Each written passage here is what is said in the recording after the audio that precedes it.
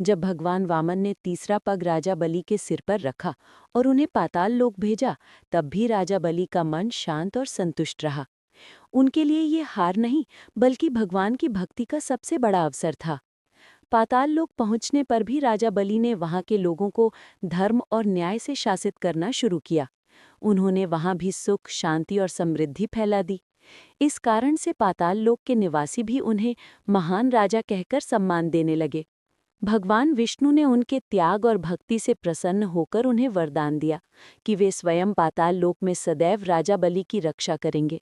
इस प्रकार भगवान विष्णु सूतल लोक यानी पाताल का एक भाग में राजा बलि के द्वारपाल बनकर रहने लगे।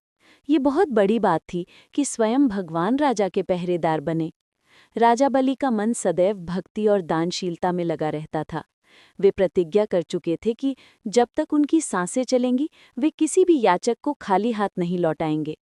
उनकी इस उदारता के कारण आज भी उनका नाम महादानी बलि लिया जाता है। समय बीता।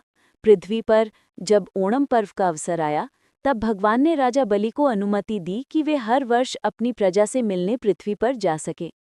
कहा जाता है कि ओणम त्योहार पर राजा बलि अपनी प्रजा से मिलने आते हैं और देखते हैं कि उनका राज्य कैसा है। इसी कारण दक्षिण भारत, विशेषकर केरल में, आज भी ओणम का पर्व बड़ी धूमधाम से मनाया जाता है। लोग मानते हैं कि उस समय राजा बलि अपने प्रजा के घर घर जाते हैं और उनकी खुशहाली देखते हैं। राजा बलि के त्याग और भक्ति ने ये सिद्ध कर दिया कि सच्चा राजा वही होता है जो अपनी प्रजा की भलाई को सबसे ऊपर रखे।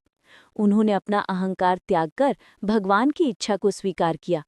यही कारण है कि वे देवताओं और असुरों दोनों के बीच आदर के पात्र बन गए।